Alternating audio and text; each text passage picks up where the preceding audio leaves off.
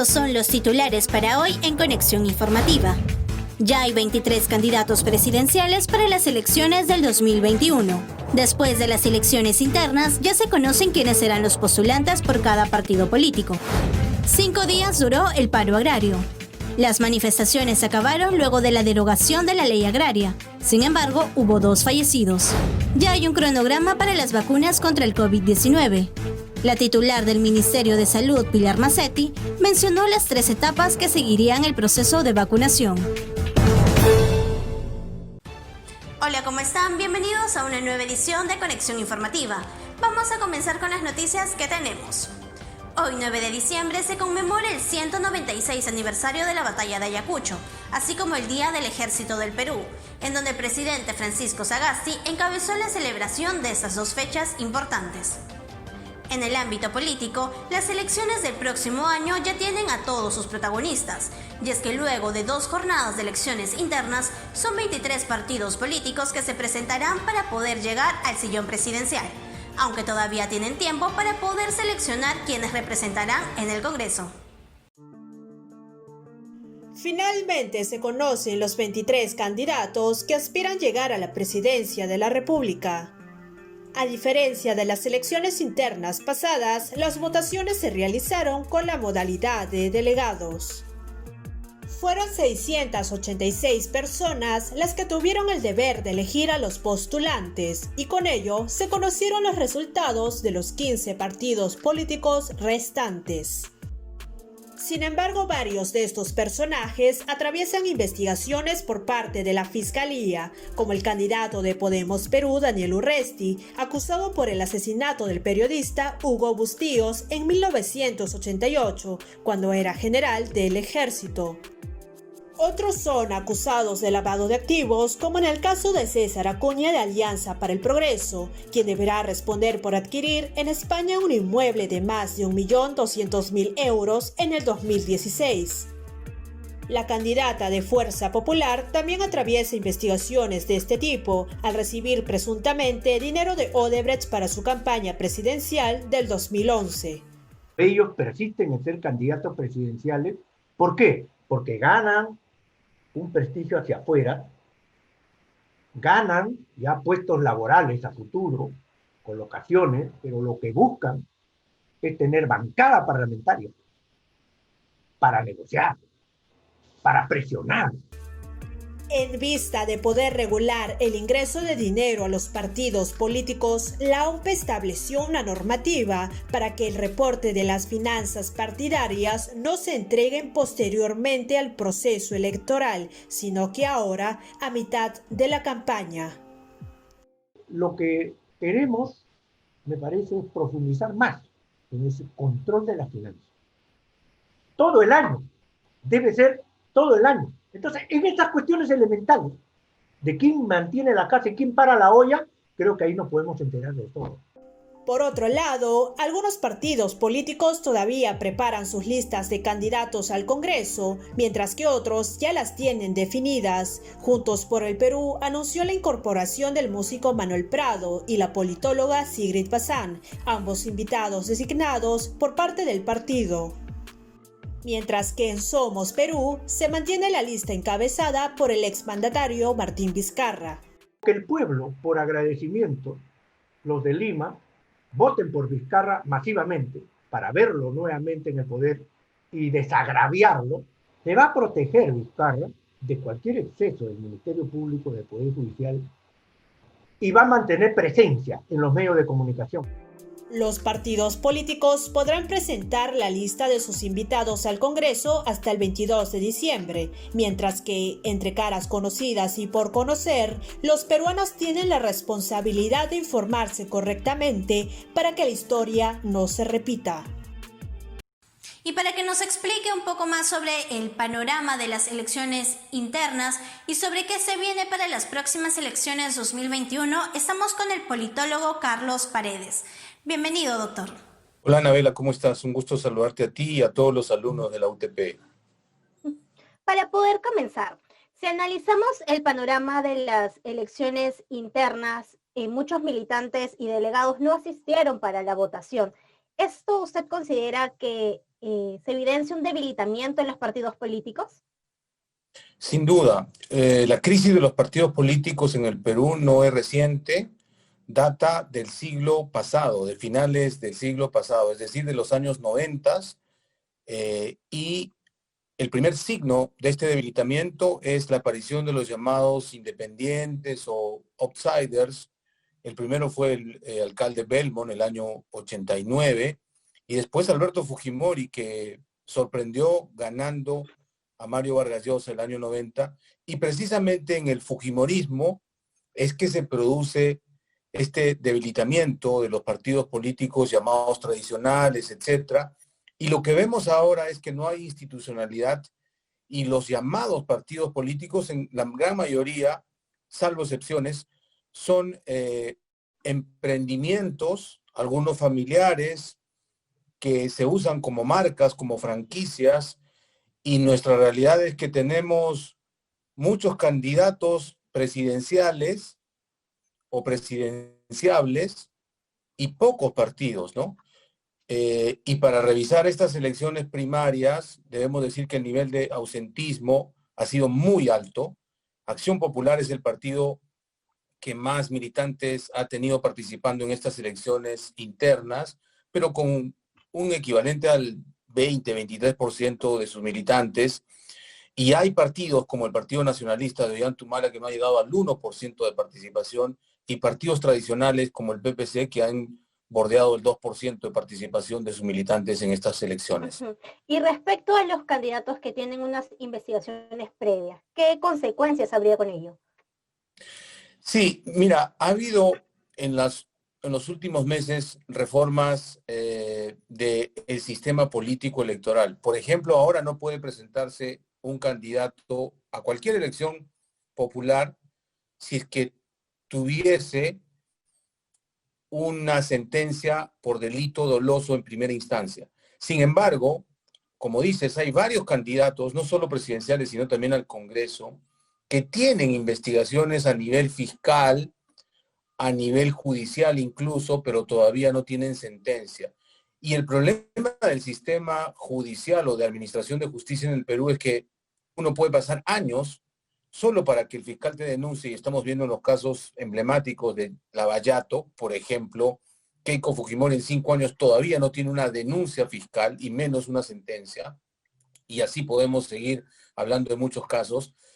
Lamentablemente, nuestro sistema actual, aún con las reformas, permite que estos candidatos postulen, y en algunos casos es evidente que lo único que están buscando es la inmunidad, que se traduce en impunidad, sobre todo parlamentaria.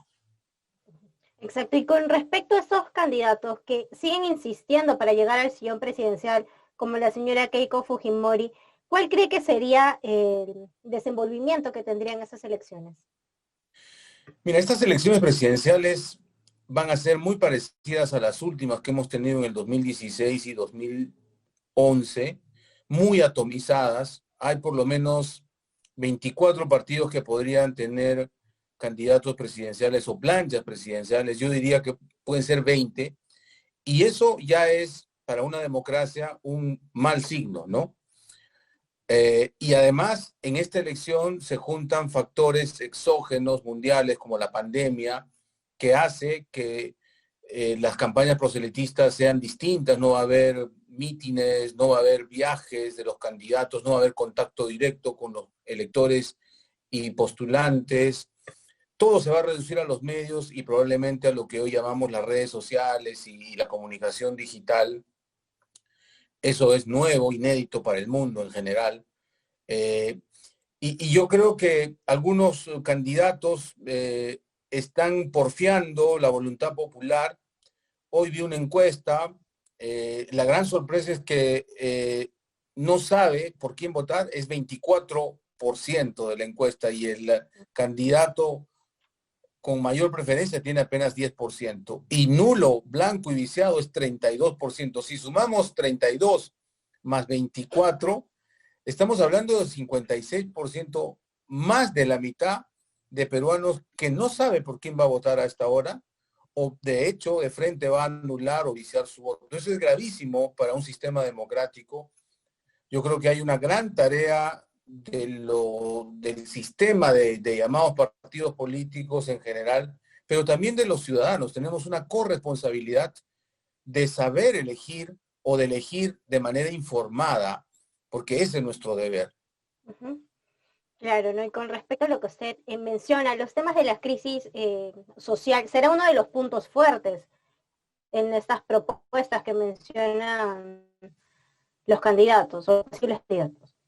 Sin duda, la crisis política que arrastramos con más fuerza desde el 2016, y hay que decirlo, provocado por una elección muy reñida, donde la candidata perdedora nunca aceptó su derrota y por lo tanto, desde una mayoría muy fuerte en el Congreso,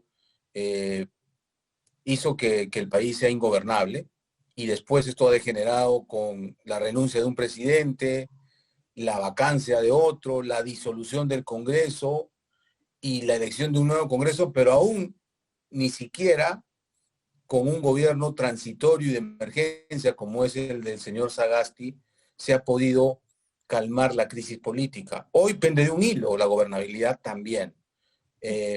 Así es que es una situación bastante complicada. Yo diría que tenemos casi una tormenta perfecta. Tenemos crisis económica producto de la pandemia, crisis sanitaria también producto de la COVID-19, y a esto los peruanos le hemos sumado una aguda crisis política que hace que se embalsen, lo que me preguntabas, expectativas sociales que se vienen acumulando desde hace mucho tiempo y que hoy creen que han encontrado su ventana de oportunidad para exigirle al gobernante de turno que los resuelva de inmediato. Y creo que esa no es la salida, porque no es el momento de resolver esos embalses. Estamos en un gobierno de transición, estamos en medio de una pandemia, y creo que habría que decirle a estos peruanos que tienen expectativas legítimas, atendibles, que vayamos por el camino del diálogo con una agenda factible, pero que de la noche a la mañana no se van a resolver problemas que ellos tienen arrastrando 2 o 3 décadas, ¿no? Habría que hacer un llamado a la sensatez y a la responsabilidad también. Bueno, en todo caso, eso sería todo. Muchas gracias por aclararnos estos puntos y también por estar aquí en nuestro programa. Muchas gracias, Anabel, y encantado de conversar con ustedes. Hasta la próxima. Y en otras noticias, juramentó el lunes por la noche el nuevo ministro del Interior, el abogado José Elice Navarro. Esto a raíz de la renuncia de Kluber Aliaga, quien solo permaneció 5 días en el cargo de ministro del Interior. José Elice es el tercer ministro de esta cartera del mandato de Francisco Sagasti. Él es abogado especialista en Derecho Constitucional y Parlamentario. Se desempeñó como secretario en el gobierno de transición de Paniagua y también estuvo como secretario general del despacho presidencial del actual gobierno. Y el exministro Kluber Aliaga ya había manifestado su inconformidad sobre lo resuelto por su antecesor Rubén Vargas sobre el pase al retiro de 18 oficiales. Sin embargo, el presidente Francisco Sagasti dijo que no había vuelta atrás sobre esta resolución. Ahora solo esperemos que haya un orden en este ministerio que es de suma importancia.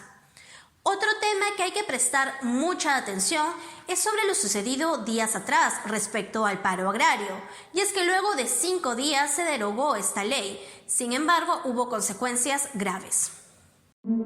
Pánico y desesperación vivieron los pasajeros de las diferentes líneas de transporte interprovincial debido al cierre de las carreteras realizada por diversos agricultores para reclamar de esta forma la derogatoria de la ley agraria.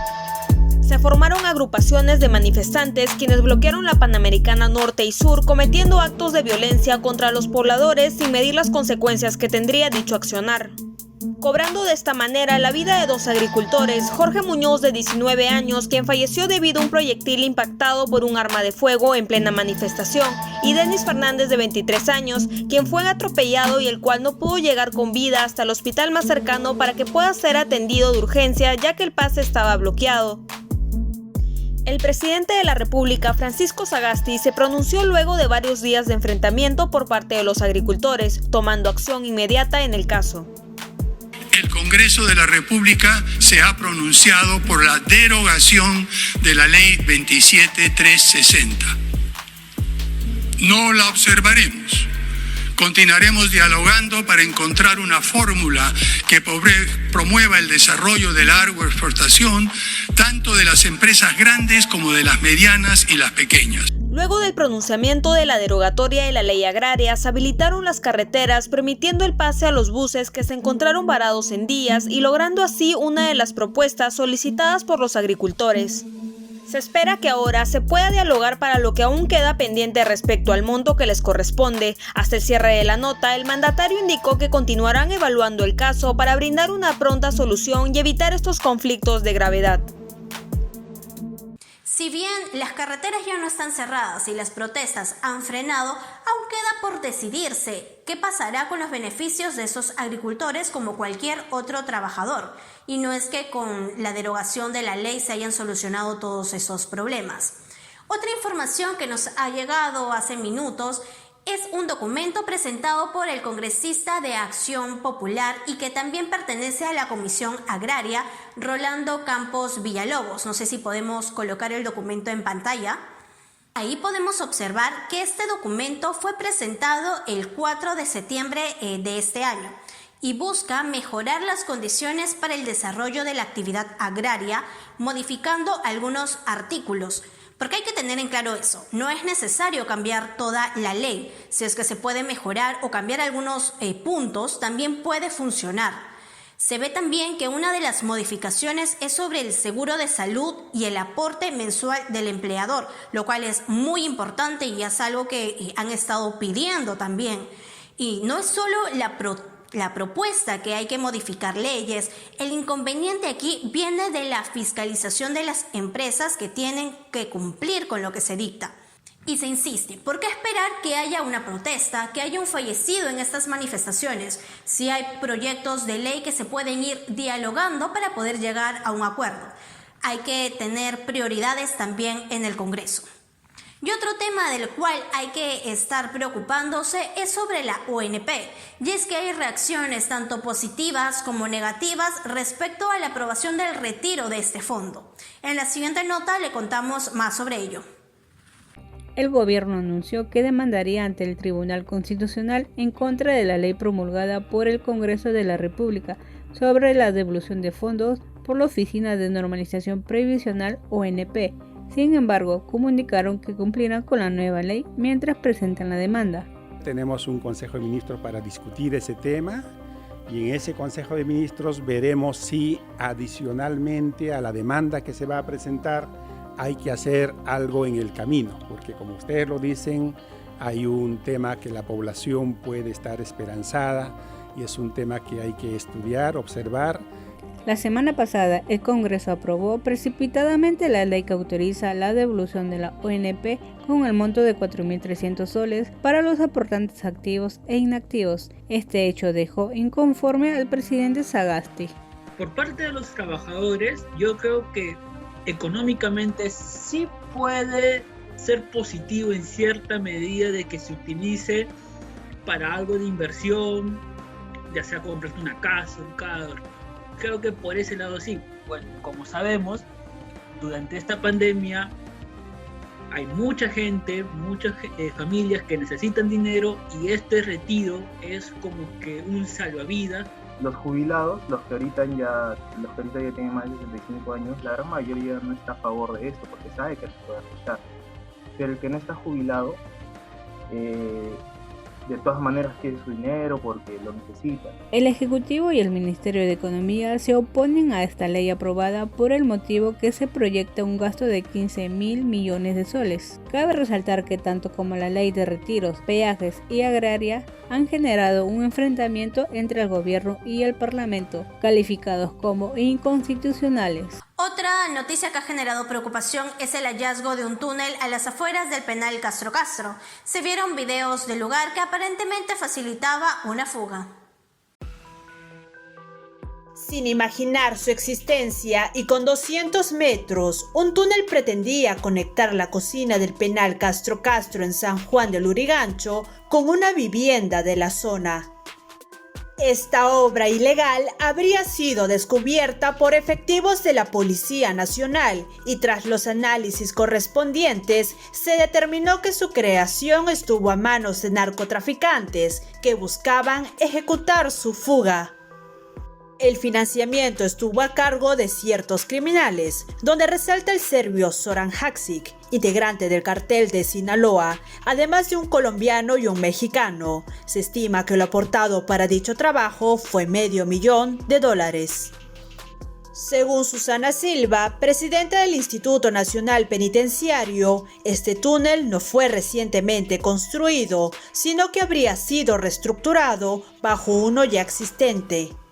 De acuerdo a estas investigaciones preliminares, información que ha habido también desde hace unos años, aparentemente se trataría de la misma estructura que se utilizó o que se empezó a construir en el año 2018. De esa manera, se conoce que años atrás ya se había anunciado la existencia del túnel, aunque según indican, se procedió a destruirlo. Por el momento, las investigaciones continúan, pues aún persisten muchas interrogantes frente a un plan de escape que parecía no tener ningún fallo. Y cambiando el tono de la información, la cuarta etapa de la reactivación económica permite tener mucho más lugares para poder salir fuera de casa. Esto sí, siempre respetando las medidas de bioseguridad. La fase 4 de la reactivación económica permitirá que los cines, gimnasios, teatros, casinos y conciertos reabran sus puertas ayudando a la economía peruana. Gracias a esta fase, un aproximado de 146.000 empleos serían recuperados en medio de la crisis sanitaria por el COVID-19. Además, el ministro de Cultura, Alejandro Neira, anunció que los conciertos estarán permitidos respetando el aforo y los protocolos de bioseguridad. Tenemos que definir ahora en los protocolos, porque algo que hemos conversado con el Ministerio de Salud es que tenemos que tener, pese a que el aire libre es mucho más seguro, tenemos, como decía, que asegurar que los aforos sean controlados. En realidad no hay ninguna restricción por ningún tipo de música, por supuesto, pero lo importante es que puedan ser realizados en lugares que sean, si son al aire libre, en los cuales se pueda controlar el aforo y el distanciamiento físico corporal. Cabe resaltar que será público los protocolos para la reapertura de estas actividades con un 40% de aforo. Además, cada establecimiento tendrá que presentar su propio plan de vigilancia para que se permita el reinicio de sus actividades. Cuando se abrió la fase para que los restaurantes puedan operar en salón y atender a la clientela, también empezó con un 40%. Hoy en día estamos en atención a un 60%. Igual se espera con esta cuarta fase, empezar a un 40% para generar un flujo de caja y al mismo tiempo para analizar, ver la situación, si es que hay un incremento de casos de COVID y es directamente proporcional a la población que va a acudir a estos recintos. Entre los cuidados requeridos para que los cines funcionen durante la pandemia es que las películas deben durar 1 hora como máximo. A la medida se busca evitar que las personas no estén mucho tiempo dentro de las salas de cine. Es muy optativo. Las personas que desean acudir ya también están en la responsabilidad de uno si es que se siente con los síntomas o no. Para eso también todos los recintos deben de contar con los protocolos de bioseguridad para garantizar la salud de aquellos que están acudiendo. El ministro de Cultura comunicó que los protocolos serán difundidos en sus redes sociales para que el ciudadano se encuentre informado. Un tema aparte que se está definiendo, el distanciamiento mínimo entre el público y los actores dentro de un escenario teatral. En marco de la reactivación económica, el gobierno ha anunciado la apertura de actividades como cine, teatro, casino, entre otras. Es por eso que Conexión Informativa ha venido del centro de Lima para conocer las opiniones de los ciudadanos. Me parece bien, ¿no? Porque ya estamos en confinamiento, pero siempre y cuando mantenga los espacios. Sí, yo creo que está bien. ¿Tú acudías a una de estas actividades usualmente? Tiendo a ir, ¿A cuál acudías asistir a lo que es cine. Bueno, en mi opinión siento que aún así se habilita el tema de poder ir a los cines, o creo que para los conciertos también la gente todavía no cumplirá con los protocolos que deben seguir. ¿Tú asistirías a una de esas actividades? La verdad a mí sí me gustaría asistir a un concierto, pero obviamente cumpliendo con los protocolos de seguridad. Pero siento que algunos no lo hacen. y lo he visto, trabajo y he visto que la gente no se cuida, no se protege. Bueno, yo creo que como la mayoría de negocios, no sé si van a estar totalmente preparados para cumplir con los protocolos. Sé que están el 40% de aforo, pero la realidad, por ejemplo, yo leí el día de ayer o anteayer que solamente van a habilitar 1 hora, creo. La mayoría de películas son de 1 hora y media a 2 horas. Creo que las más cortas serían 1 hora y media. Entonces, por ende, creo que no va a funcionar lo que están dando como indicaciones. En lo personal, yo no iría al cine en todo caso porque 1 hora en realidad quitando todos los cortos y todo lo que solamente el ingreso inclusive no ayudaría mucho a que uno pueda disfrutar, en este caso, del servicio del cine, ¿no? Como bien hemos visto, hay algunos ciudadanos que están en contra y a favor de estas nuevas medidas. Solamente piden que si van a reaperturar esas actividades, cumplan con todos los protocolos de bioseguridad. Si bien hay personas que quieren hacer sus compras por internet, aún hay muchas que quieren acercarse de manera presencial a un establecimiento, y es así como aglomera en las calles del centro de Lima para hacer sus compras navideñas. Árboles de gran tamaño, nacimientos desde el más pequeño al más grande, o luces que decoren tu hogar esta Navidad, son una de las grandes novedades que te ofrece el centro de Lima para que adornes tu hogar en estas fiestas navideñas. Pero lo que vas a ver a continuación es lo que tienes que enfrentar para alcanzar ese adorno soñado.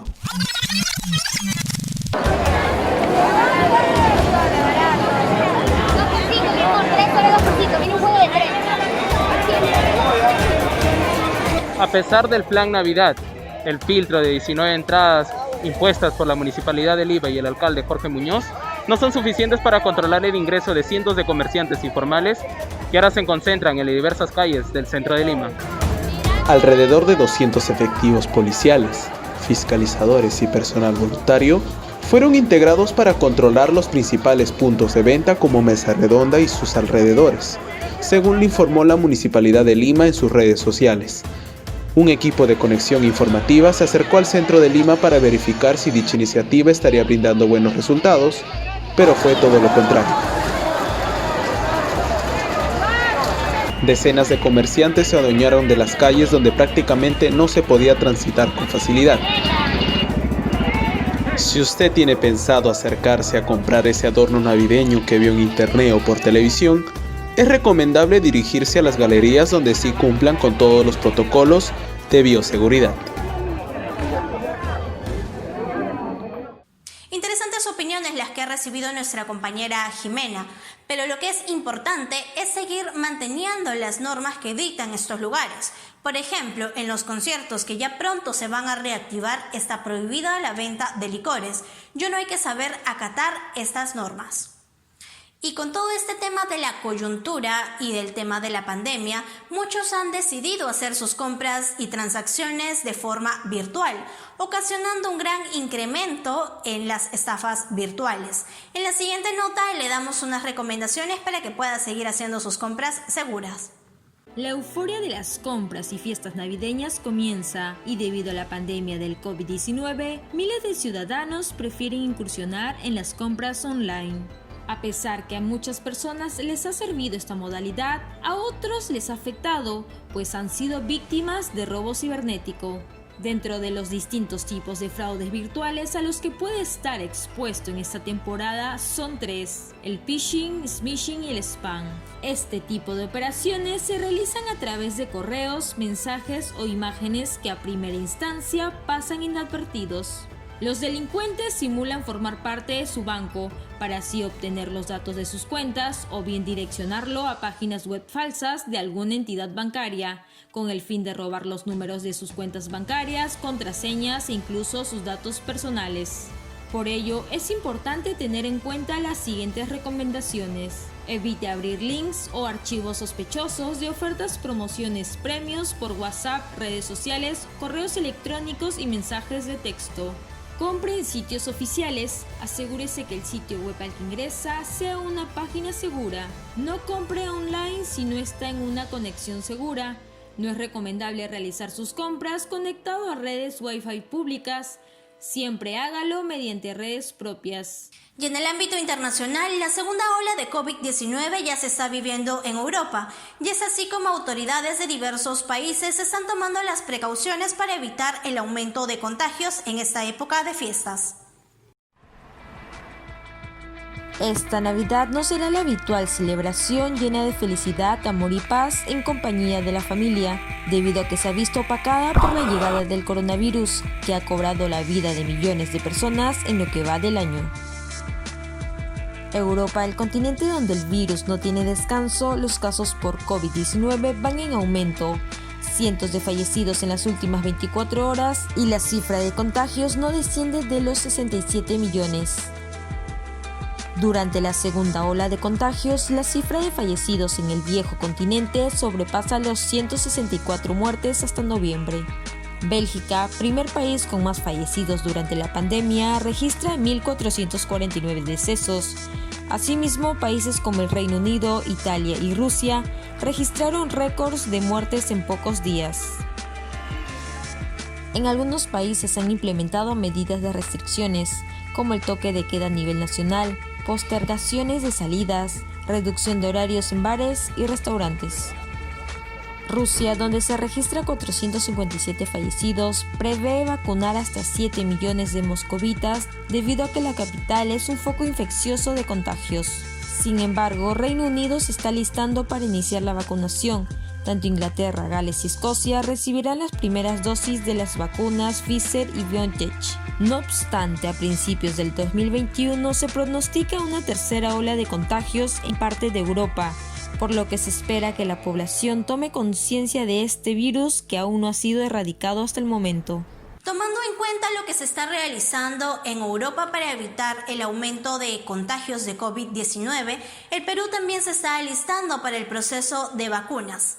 La ministra de Salud, Pilar Macetti, mencionó que existirá 3 etapas en este proceso, iniciando con las personas que trabajan en el primer nivel de atención, entre ellos médicos, policías y militares. La segunda etapa se enfocará en las personas mayores y población de riesgo, con un aproximado de 2,6 millones de vacunados. La última etapa se ampliará al resto de la población mayor de 18 años. También mencionó que si las coordinaciones siguen yendo bien, las primeras dosis llegarían a final de diciembre o enero. Y con esto ahora le damos el pase a nuestro compañero Abiel Jaime en Conexión Deportiva.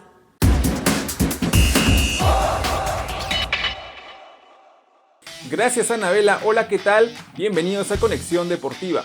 Vamos con lo que tenemos para hoy. La Liga 1 va culminando y con ello ya tenemos al campeón de la fase 2. ¿Qué se viene de cara a la final? Veamos la siguiente nota. Le va a pegar el 20 de zurda Sandoval. ¡Fuera! ¡Fuera! ¡Ganador de la fase 2! ¡Es Ayacucho Fútbol Club! Ayacucho Fútbol Club acaba de hacer historia al consagrarse campeón de la fase 2 de la Liga 1, imponiéndose 3-2 por penales ante Sporting Cristal en el Estadio Monumental. Por lo tanto, el club se encuentra cerca de disputar la final del torneo Clausura 2020, que definirá al nuevo campeón nacional de esta edición.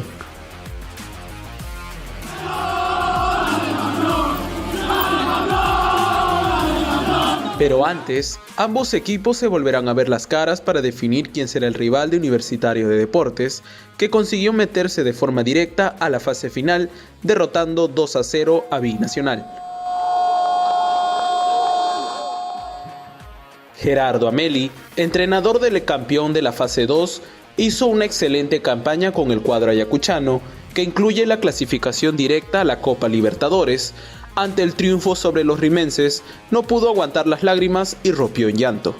La ilusión por conseguir el primer título nacional persigue a los zorros, que buscan más logros para el club. Por otro lado, Sporting Cristal y Universitario de Deportes, los más experimentados del fútbol peruano, buscarán cerrar el año con el trofeo nacional. Los cremas tendrán la oportunidad de conseguir su título número 27, mientras que el cuadro rimense su número 19. Pero nada está dicho, los próximos partidos de ida y vuelta son claves para la clasificación de cualquier equipo, ya que cualquiera puede dar la sorpresa de ganar el torneo Clausura. Los finalistas medirán sus fuerzas en la gran final del próximo 16 y 20 de diciembre en el Estadio Monumental. Y ahora vamos con otros deportes, y es que la delegación peruana de judo obtuvo 13 medallas de oro tras su participación en el Open Panamericano Lima 2020. Dentro de los deportistas que lograron el primer lugar están Michael Patiño, Alonso Wong y Yuta Galarreta. Además de las preseas doradas, se obtuvo también una medalla de plata y 5 medallas de bronce. Por otra parte, las categorías sub-19 y sub-17 de la selección de bádminton también participaron en el sudamericano realizado en La Videna. Esta disciplina también obtuvo buenos resultados y medallas en la competición. Hay que recalcar la importancia de la obtención de estas medallas, al menos en el judo, pues significan la suma de puntos para la clasificación a los Juegos Olímpicos de Tokio. Y ahora vamos con una noticia que alegrará a los amantes del voleibol, y es que tras la suspensión por 10 días debido a un caso de COVID-19 en una de las deportistas, la Copa Nacional de Vóley se reanuda a partir del 9 de diciembre con el encuentro entre Rebasa Costa y Géminis. Recordemos que tras detectarse el contagio, la Federación Peruana de Voleibol emitió un comunicado dando a conocer las medidas que se tomarían. Recordar que esta copa ya había sido suspendida como medida de prevención en los primeros meses de la cuarentena, sin embargo las cosas parecen ya estabilizarse. Y ahora regresamos al fútbol, pero con un tema lamentable. Esto ocurrió en el partido por Champions League entre el PSG y el Istanbul de Turquía, y no se trata de un tema netamente deportivo, y es que resulta que el partido se suspendió luego de que alrededor del minuto 13 Pierre Huevo, miembro del cuerpo técnico del equipo turco, acusara al cuarto árbitro de referirse hacia él de forma racista. Luego de enterarse, jugadores de ambas escuadras concordaron en no continuar el encuentro a manera de solidaridad y decidieron retirarse de la cancha. Sebastián Coltesco es el nombre de este cuarto árbitro y con este acto podría sepultar su carrera definitivamente y traerle un proceso disciplinario a futuro, justamente cuando se trata de eliminar cualquier rastro de racismo en el deporte. Y bien, con esta información cerramos Conexión Deportiva el día de hoy. Gracias por acompañarnos. Con nosotros será hasta una próxima ocasión. Regresamos contigo, Anabela.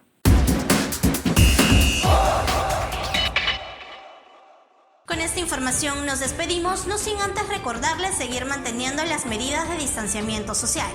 Con nosotros será hasta una nueva edición de Conexión Informativa.